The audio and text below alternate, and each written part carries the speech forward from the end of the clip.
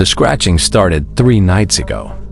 At first, I thought it was just tree branches against my bedroom window. But when I checked, there was nothing there. Not even a tree. That's when I noticed the small, wet footprints leading from my window. To the closet. My name is Alex Morgan, and until last week, I was a normal 34-year-old data analyst living in a quiet apartment complex on the outskirts of Portland. I've always been a rational person, someone who scoffs at ghost stories and supernatural claims. That's why when strange things started happening in my apartment, I was determined to find logical explanations. My apartment is a modest one-bedroom unit on the 3rd floor of an old Victorian house that was converted into apartments in the 1970s. The building itself has character, creaking hardwood floors, ornate crown molding, and tall windows that let in plenty of natural light during the day. At night, however, the charm transforms into something else entirely. The long hallway outside my door seems to stretch endlessly in the dim lighting, and the shadows in the corners of my living room appear to shift when I'm not looking directly at them. It all began when I returned home from a late shift at work. As I was unlocking my door, I heard what sounded like whispered conversation coming from inside my apartment. The voices stopped the moment my key turned in the lock. When I entered, everything seemed normal, but there was a lingering scent in the air, something earthy and damp, like wet soil after rain. I checked every room, looked behind the shower curtain, and even peered under the bed. Nothing was out of place, yet I couldn't shake the feeling that something had been there just moments before. That night, I had trouble sleeping. Every time I was about to drift off, I'd hear a soft thud somewhere in the apartment, like something being set down gently. I'd get up to investigate, but never found anything. Around 3:17 a.m., I remember the time precisely because I checked my phone. I heard what sounded like footsteps in the kitchen. Slow, deliberate steps that didn't match the quick pattering of my neighbor's cat that sometimes found its way into my apartment. By morning, I had convinced myself it was just my imagination, perhaps stress induced by my upcoming performance review at work. I made coffee and tried to forget about it. That's when I noticed the first truly unexplainable thing. My coffee mug wasn't where I always left it. Instead, it was turned upside down in the sink, completely dry. I live alone and am meticulous about my morning routine. That mug is always left on the counter next to the coffee maker, ready for the next day. Throughout that day at work, I found myself zoning out, replaying the previous night's events in my mind. My coworker, Jamie, noticed my distraction and asked if everything was okay. I nearly told her about the strange occurrences, but stopped myself. It sounded ridiculous even in my head. Just didn't sleep well, I replied with a forced smile. That evening when I returned home, everything seemed normal at first. I made dinner, watched some mindless television, and prepared for bed. Just as I was about to turn out the light, my phone buzzed with a text from an unknown number. They're in the walls. Don't let them know you can hear them. I stared at the message, a chill running down my spine. It had to be a wrong number or a prank. I deleted it and turned off my phone, but sleep didn't come easily. Every creak and groan of the old building seemed amplified, and I couldn't stop thinking about the message. What if it wasn't the wrong number? What if someone was trying to warn me? The second night, the scratching began. It started as a faint noise, almost imperceptible, coming from somewhere inside my bedroom wall. I pressed my ear against the cool surface, but couldn't pinpoint the exact location. It would stop for minutes at a time, then resume, sometimes closer, sometimes farther away, as if whatever was causing it was moving within the walls. Around midnight, I finally fell into a restless sleep, only to be jolted awake by the distinct sound of something heavy sliding across my kitchen floor. My heart pounding, I lay perfectly still, straining to hear any additional sounds. There was nothing but silence, yet I knew I hadn't dreamed it. After what felt like an eternity, I summoned the courage to get up and check. The kitchen was dark, illuminated only by the dim blue light of the microwave clock. Nothing seemed out of place until I noticed my dining table had been moved about 2 feet from its usual position. I told myself I must have bumped it earlier and not noticed, but deep down, I knew better. I returned to bed but couldn't sleep. I lay there, eyes wide open, listening to the occasional scratch that seemed to circle my room throughout the night. By dawn, I was exhausted but relieved that the night was over. That morning, I noticed something else disturbing. A single muddy handprint on the inside of my bathroom mirror. It was small, about the size of a child's hand, but the fingers were unnaturally long and thin. I cleaned it immediately, trying to rationalize it as some bizarre water stain. But the image of those elongated fingers stayed with me all day down at work. I couldn't focus. I kept thinking about going back to the apartment, dreading what might be waiting for me. During lunch, I researched the history of my building online, looking for any incidents that might explain the strange occurrences. What I found made my blood run cold. 20 years ago, a young woman had disappeared from my very apartment. According to the articles, neighbors reported hearing scratching noises coming from her unit for days after she was last seen. When police finally entered, they found nothing but a single muddy footprint on the bedroom windowsill. Her body was never found, and the case remained unsolved. I couldn't go back there, not alone. I called my friend Mark and asked if I could stay at his place for the night, making up an excuse about a water leak in my apartment. He agreed, and I felt a momentary sense of relief. But as I was packing an overnight bag, I heard something that made me freeze. 3 distinct knocks coming from inside my closet. I stood motionless, staring at the closed closet door, wondering if I had imagined it. Then came 3 more knocks. Louder this time, more insistent. My hands trembling, I approached the closet, telling myself there had to be a rational explanation. Perhaps something had fallen, or the building was settling. Just as my fingers touched the closet handle, my phone rang, startling me so badly I nearly dropped it. It was Mark, asking when I'd be arriving. I told him I was just leaving, grabbed my bag, and rushed out without looking in the closet. Mark's place was safe, normal. We ordered pizza, watched a movie, and for a few hours, I managed to forget about the scratching, the handprint, and the knocks. But that night, as I tried to sleep on his couch, my phone buzzed again. Another text from the unknown number. You can't run from them. They've already found you. I deleted it immediately and turned off my phone. But sleep was impossible now. I lay awake all night, jumping at every sound, my mind racing with fears and possibilities. Was someone stalking me? Had I somehow become the target of an elaborate prank?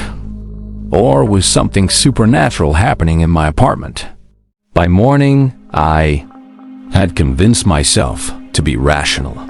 I thanked Mark for letting me stay and headed back to my apartment, determined to find logical explanations for everything that had happened. The building was old. The walls probably had mice or squirrels. The handprint could have been there for days, unnoticed. The moved furniture? Perhaps I had bumped it without realizing. I entered my apartment cautiously, half expecting to find something dramatically wrong, but everything seemed normal. I checked each room carefully, looking for signs of intrusion or anything out of place. Nothing. Even the closet, which I opened with hesitation, contained only my clothes and shoes, neatly arranged as I had left them. Relief washed over me. I was being ridiculous, letting my imagination run wild. I decided to take a shower to clear my head, planning to spend the day deep cleaning the apartment to keep my mind occupied. As the hot water ran over me, I closed my eyes and began to relax for the first time in days. That's when I heard it, a voice. So close, it could have been right next to my ear, whispering my name. My eyes snapped open, but I was alone in the shower.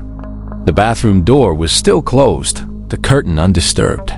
Yet I had heard it clearly, a soft, raspy voice saying, "Alex." I finished my shower quickly, dried off, and dressed, trying to convince myself it was just the sound of the water playing tricks on my ears. But as I wiped the steam from the bathroom mirror, I saw it. Another handprint, identical to the first, only this time it was accompanied by a message written in the condensation. "Look behind you." I spun around, heart racing, but there was nothing there. When I turned back to the mirror, the message was gone, as if it had never been there at all. Only the handprint remained, a stark reminder that I wasn't imagining things. That night, the scratching was louder, more persistent. It moved from the walls to the ceiling, then to the floor beneath my bed. I lay awake, tracking its progress throughout my apartment, wondering what would happen if I acknowledged it. Would it stop, or would it escalate into something worse? Around 3 a.m., exhaustion finally overtook me, and I drifted into a fitful sleep.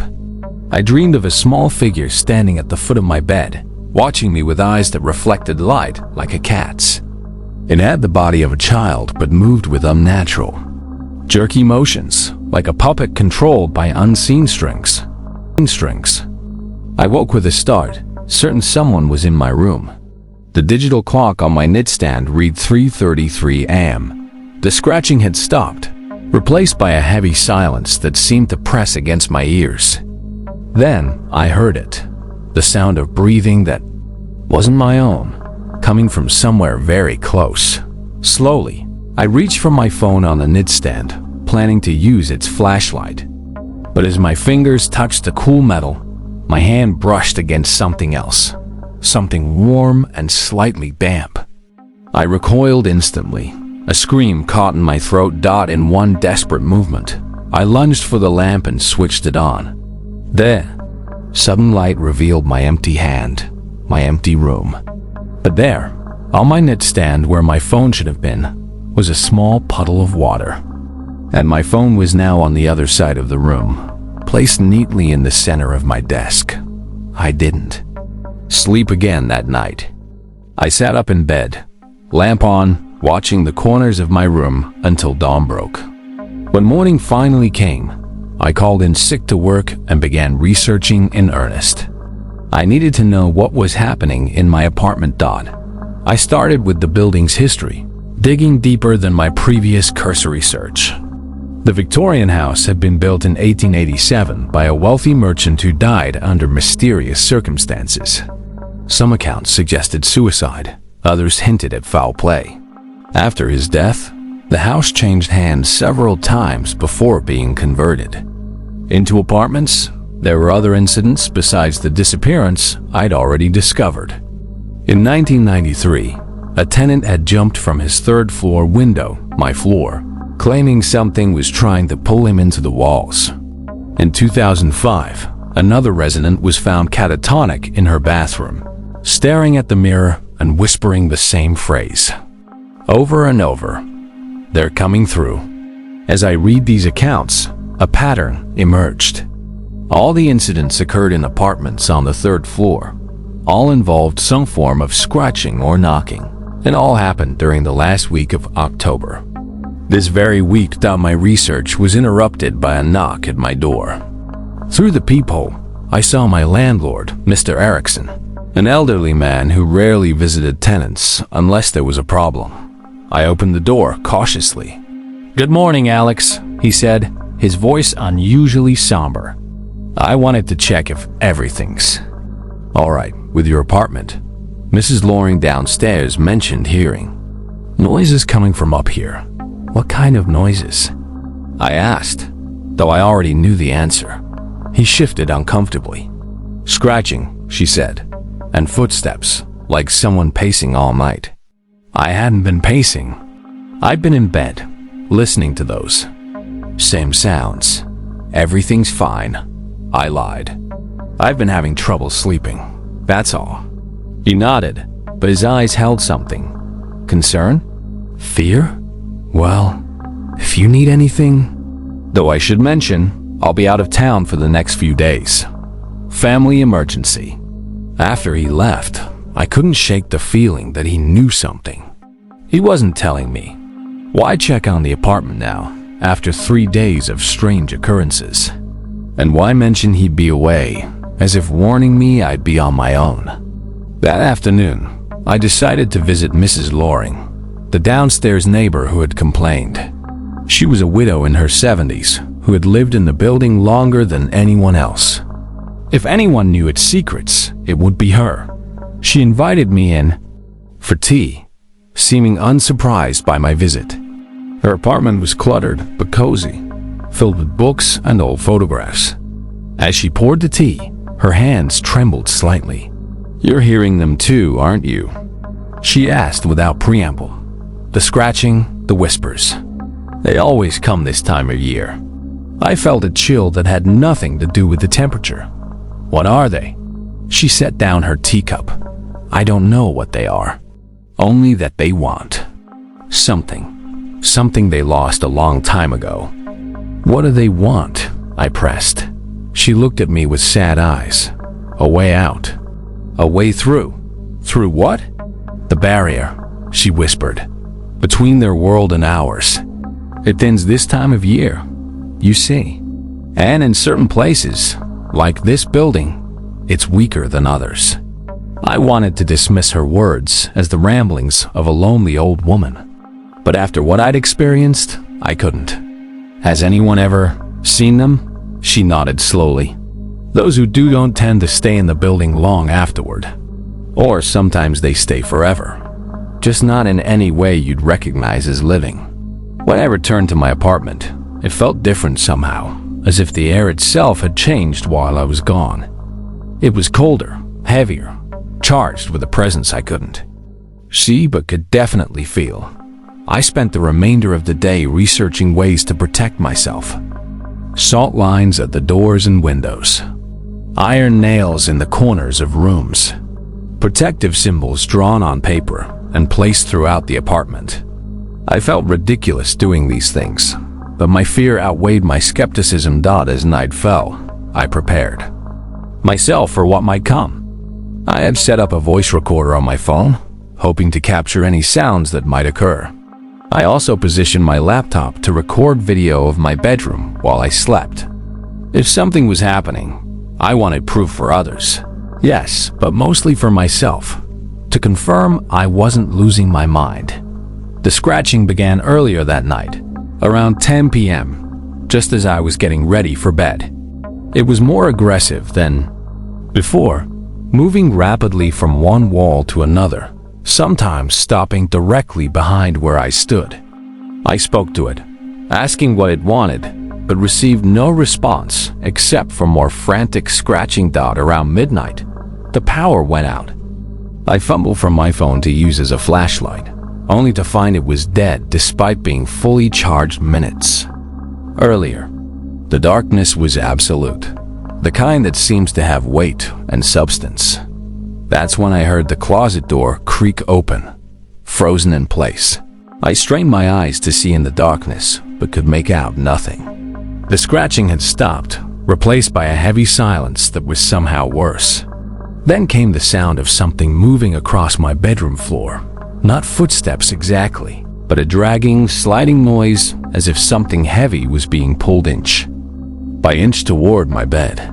I wanted to run, to scream, to do anything but sit there waiting, but my body wouldn't respond.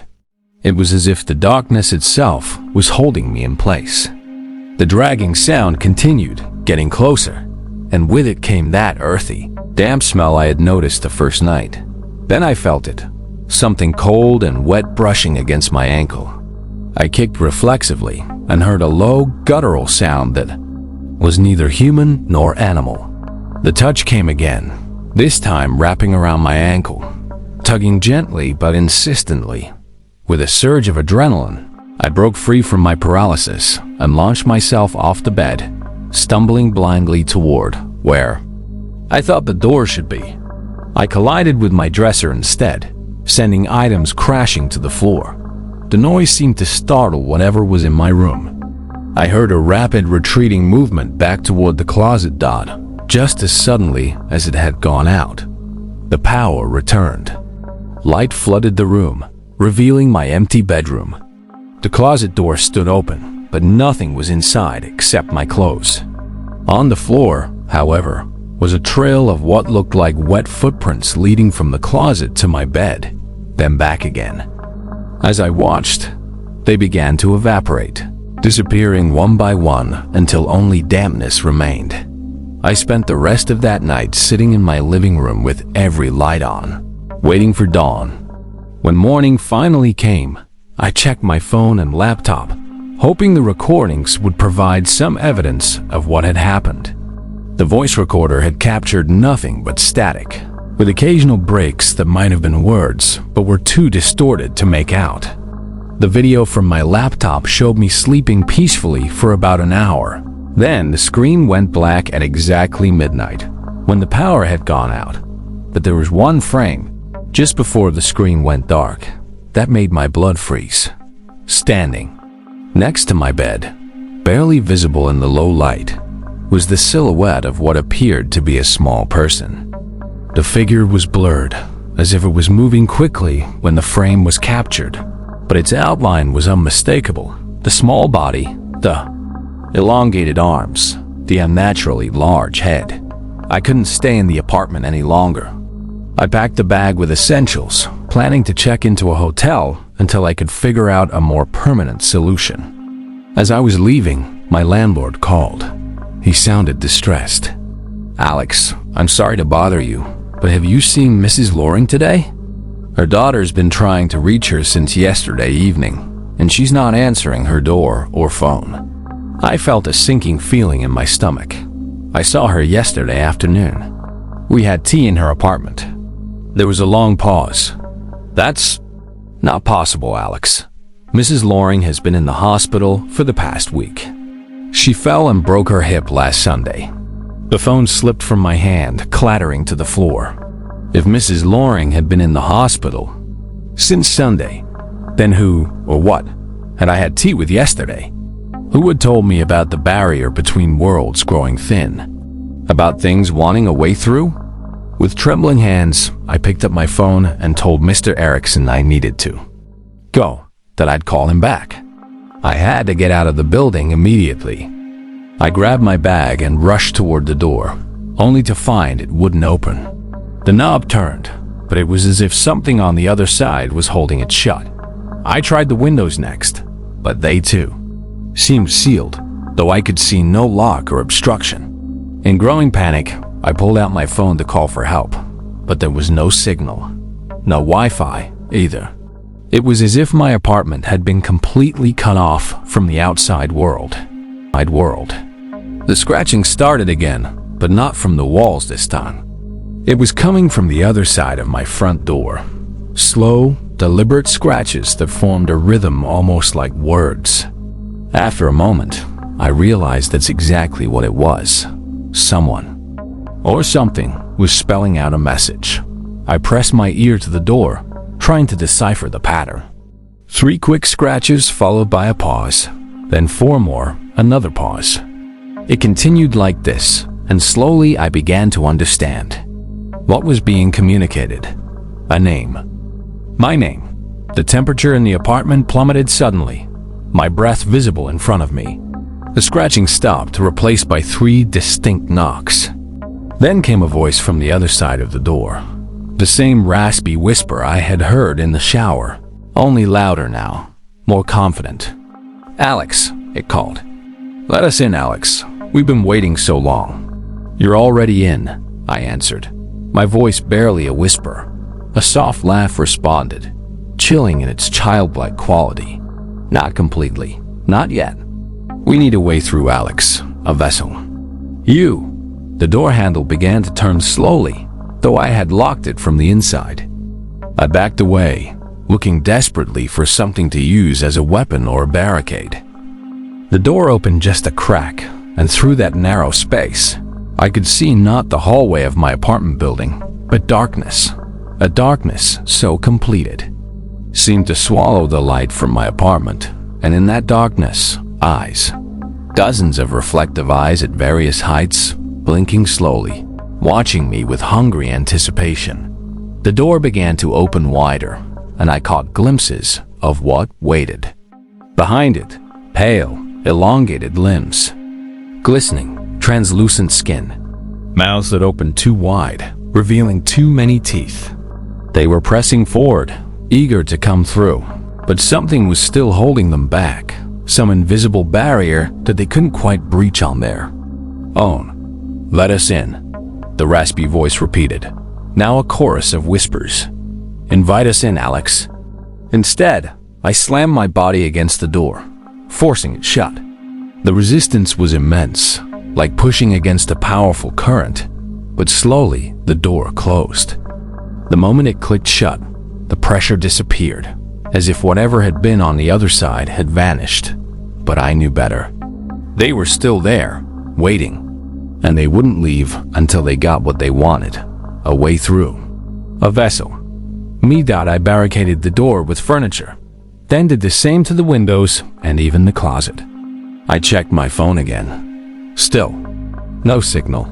I was trapped in my apartment with no way to call for help, and night was falling again, as the last light of day faded. I sat in the center of my living room, surrounded by salt lines and protective symbols I had drawn from memory. I had no idea if they would work, but they were all I had. The scratching returned as darkness fell, but it was different now. It came from everywhere at once, as if the entire apartment was surrounded. The walls, the ceiling, the floor, even the furniture seemed to vibrate with it. And beneath the scratching, I could hear them whispering, calling my name, promising things: freedom, knowledge, power. If only I would let them in. I covered my ears, but the voices seemed to come from inside my head now. Images flashed in my mind, glimpses of the world they wanted to show me, the things they could give me. But interspersed with these enticing visions were flashes of something else, the truth behind their promises, a realm of endless darkness, of hunger that could never be satisfied, of endless, screaming torment. I don't know how long I sat there, resisting their calls and promises. Hours seemed to stretch into days, though my phone, when it occasionally flickered to life, showed that only minutes had passed.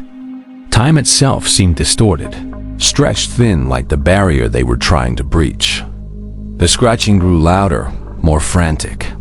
The whispers became shouts, then screams of frustration. The temperature fluctuated wildly, freezing cold one moment, stifling hot the next. Objects began to move on their own, floating across the room or smashing against walls. The lights flashed on and off, sometimes staying off for heart-stopping minutes before flickering back to life. And through it all, I remained in my circle of salt, clutching the iron nail I had found in a kitchen drawer, repeating over and over the words. Mrs. Loring, or whatever had taken her form, had told me, "The barrier thins, but it remains." Just when I thought I couldn't endure any more, when the cacophony of scratching and screaming and whispering had reached an unbearable crescendo, everything stopped. The silence was sudden and absolute, like a switch had been flipped. The apartment was still, the air normal, the lights steady. For a moment, I thought it was over, that whatever force had been trying to break through had given up or been repelled. I allowed myself to relax just slightly, loosening my grip on the nail. That's when I saw it, a small, pale hand reaching up from under my couch, its fingers unnaturally long and thin, glistening with something that looked like dew or slime. It groped blindly along the floor, searching, until its fingers brushed against the edge of my salt circle. The hand recoiled as if burned, then retreated back under the couch. I stared at the spot where it had disappeared, waiting for it to return. But nothing happened. The apartment remained silent and still. Cautiously, I reached for my phone, which was now working again. The screen showed 3:33 a.m. and a full signal. I had phone service again. I could call for help, but as I started to dial, my screen changed. A text message appeared from that same unknown number. "It's too late, Alex. We found another way in." The hair on the back of my neck stood up. Another way in? What did that mean? My question was answered by a sound coming from my bedroom, a sound I recognized with dawning horror. It was the scratching, but it wasn't coming from the walls or the ceiling or under the furniture. It was coming from inside the closet, from something trying to get out. I remember thinking, in that moment of perfect clarity that sometimes comes in the face of absolute terror, that I should have checked the closet more carefully when I returned. From Mrs. Loring's apartment, the apartment that couldn't have been hers because she was in the hospital. I should have noticed that my clothes were arranged slightly differently, that there was a faint, earthy smell coming from among them, that the back wall of the closet seemed somehow deeper than it should have been. The scratching from the closet grew more insistent, accompanied now by a rhythmic thumping, as if something was throwing its weight against the door. The barricade I had created, a dresser pushed against the closet door, began to inch forward with each impact. I should run. I thought, I should get out now while I still can. But as I rose to my feet, a terrible realization struck me. The text message, the voice from behind my front door, the hand under the couch, they had all been distractions, designed to keep me focused on the wrong places, the wrong threats. Whatever was trying to get through hadn't been outside my apartment, trying to get in. It had been in the walls, in the spaces between spaces, looking for a weak point. And it had found one in my closet. In the place where the barrier between worlds was thinnest dot, the dresser moved another inch as something struck the closet door, hard enough to crack the wood. I heard splintering, saw the door bulge outward, as if tremendous pressure was being applied from the other side. I had moments, maybe seconds, before it broke through completely. I abandoned my salt circle and ran for the front door, throwing aside the furniture I had used to barricade it. My hand shook so badly I could barely grab the doorknob dot behind me. The closet door gave a final splitting crack. I heard it collapse inward, followed by a sound like rushing water or many bodies moving at once. I wrenched open the front door and practically fell into the hallway, slamming the door shut behind me. I pressed my back against it, listening for sounds of pursuit. But there was nothing, no scratching, no whispers, no footsteps. The hallway was dimly lit and empty. Everything seemed normal, untouched by the chaos in my apartment. I stood there for several minutes, breathing heavily, wondering if it was truly over, if I had escaped. That's when I noticed something odd about the hallway. It seemed longer than I remembered, stretching into darkness beyond where the stairwell should have been. The doors to other apartments were missing, replaced by smooth, unbroken wall. And the floor beneath my feet didn't feel like the familiar hardwood, but something softer, almost spongy. A terrible suspicion began to form in my mind. Slowly, dreading what I might see, I turned to look at the door I had just come through. The door to my apartment dot, it wasn't there. In its place was a smooth, dark surface that resembled a wall, but felt wrong somehow. Too yielding under my touch, too warm, almost like skin. I wasn't in my building's hallway. I wasn't even in my building. The realization hit me with crushing force. I hadn't escaped at all. I had gone exactly where they wanted me to go, through the door they had created, the passage they had prepared. I had become the vessel, the way through. And now I was on the other side dot in the distance. At the end of the false hallway, something moved in the darkness. Many somethings, their eyes reflecting what little light remained, their elongated limbs carrying them smoothly, silently toward me. They had been waiting for so long, and now finally, they had what they wanted dot as they drew closer. I could make out their features, the two wide mouths, the glistening skin, the childlike yet ancient eyes. One of them, slightly ahead of them, others, reached out a slender hand toward me. its fingers impossibly long and articulated. "Thank you, Alex," it whispered in that familiar raspy voice. "Thank you for letting us in." And as its cold fingers brushed against my cheek, I realized with absolute certainty that the door behind me, the door back to my world, was gone. There was no going back. Only forward, into the darkness, with my new companions. They surrounded me now, their cold, damp bodies pressing close, their whispers filling my ears with promises and plans. They needed me still, needed my knowledge of the world they were about to enter. I was their guide, their key, their first stepping stone. And somewhere, in an apartment building on the outskirts of Portland, a closet door stood open to an empty bedroom, a cool breeze carrying the scent of earth and decay flowing outward. The first of many doors that would open now that the barrier had been breached, now that they had found their way through. The scratching would begin again soon, in other apartments, other buildings, other cities. And next time, they wouldn't need to search for a way in, because I had already shown them the way. I told myself all of this was impossible, that I must be hallucinating or dreaming or experiencing some kind of mental break. But as the creatures led me deeper into their realm, as the last light from my world faded behind us, I knew with terrible certainty that this was real. This was my new reality. And soon, it would be everyone else's too. The barrier had thinned, and now it was gone. They had found their way through, and it was all because of me.